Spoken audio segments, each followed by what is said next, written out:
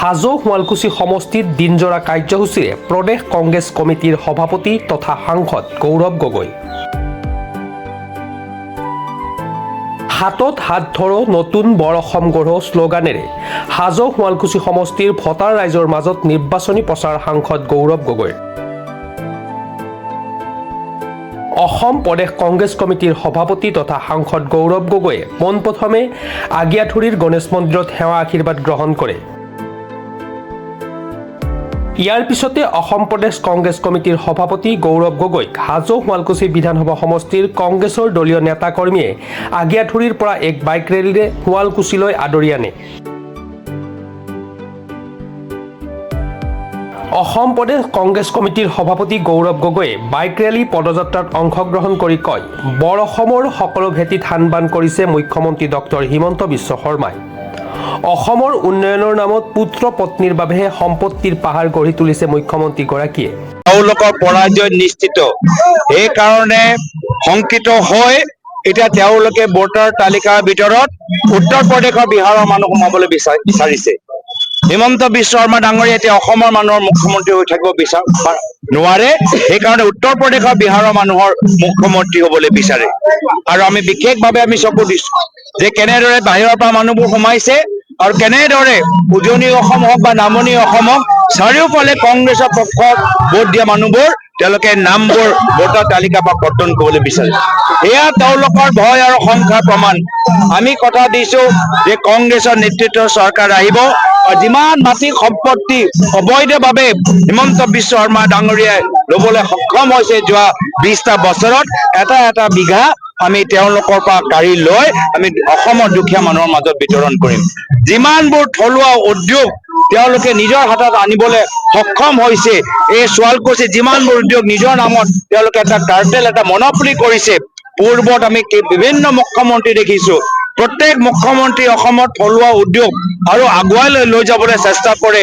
প্ৰথমবাৰ বাবে দেখা পাইছো অসমত এনেকুৱা এজন মুখ্যমন্ত্ৰী যে গোটেইবোৰ থলুৱা উদ্যোগ নিজৰ ঘৰৰ পৰা চলাবলৈ বিচাৰে। তো এই পৰিৱেশ আগন্তুক দিনত নহব। ৰাইজে এতিয়া সাহসী হৈছে, ৰাইজৰ লগত আমি আছো। এখন নতুন বৰ অসমৰ সপোন আমি দেখা পাইছো, যি অসম এজনৰ নহয় আমাৰ সকলোৰ হব, জনসাধাৰণৰ হব আৰু জনসাধাৰণৰ মাজত আমাৰ বাৰ্তা হব হাতত হাত ধৰো নতুন বৰ অসম গঢ়ো। বিভিন্ন আঁচনিৰ জৰিয়তে এই ক্ষেত্ৰত আপোনালোকে কেনেকৈ প্ৰত্যেক মহিলাই পোৱা নাই খবৰ লওক, দুখীয়া মহিলাই পোৱা নাই খবৰ লওক, এটা ঘৰত 3টা 4টা আঁচনি পৰিছে খবৰ লওক, যিসকল বিজেপি কৰি আছে তেওঁলোকৰ ঘৰত পৰিছে, যিসকল চৰকাৰী কৰ্মচাৰী তেওঁলোকৰ ঘৰত পৰিছে, দুখীয়া মানুহবোৰ অনুসূচিত জাতি জনজাতি আমাৰ ধৰ্মীয় সংখ্যালঘু ভাষিক সংখ্যালঘু নেপালী অঞ্চলত যাব খবৰ লওক, তেওঁলোকে পোৱা নাই। আজি যিসকল বিজেপি MLA ওচৰত গৈ তেওঁ বিজেপি MLA ঘৰত কিবা কমিশ্যন দিয়ে তেওঁলোকেহে অৰুণোদয় দিয়া যায়। আমাৰ দিনত যেতিয়া আমাৰ চৰকাৰ আহিব আঁচনিৰ সুবিধা ল'বলৈ হলে কোনো মন্ত্ৰী বিধায়ক ওচৰত যাব নালাগে, আঁচনি যিসকল পাব লাগে তেওঁলোকেহে পাব। ইফালে সাংসদ গৌৰৱ গগৈয়ে শুৱালকুছি মেডিকেল চকত বৰেণ্য সংগীত শিল্পী জুবিন গাৰ্গৰ এক শ্ৰদ্ধাঞ্জলি অনুষ্ঠানত অংশগ্ৰহণ কৰে। ইয়াৰ পিছত শুৱালকুছি মেডিকেল চক হৈ ৰাজগড় শংকৰ হৰি মন্দিৰ হাতী সত্ৰলৈ পদযাত্ৰাত অংশগ্ৰহণ কৰে গৌৰৱ গগৈয়ে।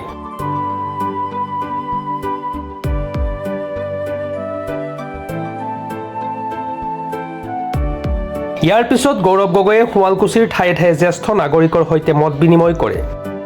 এই বাইক ৰেলী আৰু পদযাত্ৰাত APCCৰ সাধাৰণ সম্পাদক ৰামান্না বৰুৱা, হাজো সমষ্টিৰ প্ৰাক্তন বিধায়ক দীপেন পাঠক, প্ৰাক্তন বিধায়ক সত্যব্ৰত কলিতা, কংগ্ৰেছ নেতা দীপ বায়ন, কামৰূপ জিলা কংগ্ৰেছৰ সভাপতি প্ৰাণজিৎ চৌধুৰী, বকো সমষ্টিৰ বিধায়িকা নন্দিতা দাস, কংগ্ৰেছ নেত্ৰী গীতালী দাস, কংগ্ৰেছ নেতা ভৱেশ দাস, বাপুকণ আলী, হাজো ব্লক কংগ্ৰেছৰ নৱনিযুক্ত সভাপতি কিশোৰ কলিতাৰ উপৰিও হাজো শুৱালকুছি সমষ্টিৰ কংগ্ৰেছৰ একাংশ দলীয় নেতাকৰ্মীয়ে অংশগ্ৰহণ কৰে। মাজত সোমাব বিচাৰিছো আৰু ইতিমধ্যে ঘৰে ঘৰে যোৱা আৰম্ভ কৰিছো।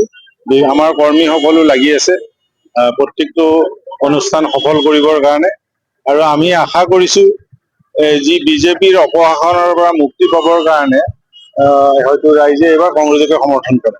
শুনক, মহিলা চলনাময়ী যিমান আকৃষ্ট কৰিলেও মহিলা ইফাল সিফাল চকু থাকিবই। গতিকে আকৃষ্ট কৰিছেও যদি বহু সংখ্যক মহিলাই জুবিন গাৰ্গৰ কাৰণে হেমন্ত বিশ্ব শৰ্মা ডাঙৰীয়াৰ ওপৰত সন্তুষ্ট নহয়। গতিকে সেইকাৰণে আপোনালোকে নাভাবিব পইচা দিলেই যে চব কাম কৰিব পাৰিব। গতিকে পইচা দিয়ে সকলো সমাধান নহয়। পইচা যিমানেই নিদিয়ক তাৰ পিছতো বহু সংখ্যক মহিলাই কংগ্ৰেছক ভোট দিছে। হাজোৰ পৰা কমলাকান্ত দাসৰ report, Pratah time digital. Mobile plus physiotherapy wellness and rehabilitation centre দক্ষিণ কামৰূপৰ ব্যৱসায়িক প্ৰাণকেন্দ্ৰ বিজয়নগৰৰ লগতে VIP চক আৰু গুৱাহাটী মালিগাঁও পাণ্ডৱনগৰত থকা তিনিওখন ক্লিনিক বৰ্তমান প্ৰায় 20 বছৰৰ অভিজ্ঞতা পুষ্ট তথা এতিয়ালৈকে প্ৰায় 40,000 ৰোগীক সুস্থ কৰি তোলা ডক্টৰ পল্লৱীনাথৰ তত্বাৱধানত চলি আছে। এই ফিজিঅ'থেৰাপি চেণ্টাৰ তিনিটাত বৰ্তমান অভিজ্ঞ ডক্টৰৰ দ্বাৰা যিকোনো জটিল ফিজিঅ'থেৰাপি চিকিৎসাৰ লগতে যিকোনো ৰোগীৰ ঘৰলৈ গৈ চিকিৎসা সেৱাৰ সুব্যৱস্থাও ৰাখিছে। আমাৰ ঠিকনা mobile plus physiotherapy wellness and rehabilitation centre, opposite Uparshali Bijoynagar SBI branch. আমাৰ VIP চকৰ ঠিকনাটো হ'ল VIP Chowk near VIP bus stop, Borjhar, Guwahati. আমাৰ মালিগাঁও ঠিকনাটো হ'ল চেলাছ 360 physiotherapy and rehabilitation centre, Maligaon Pandavnagar, Guwahati 12।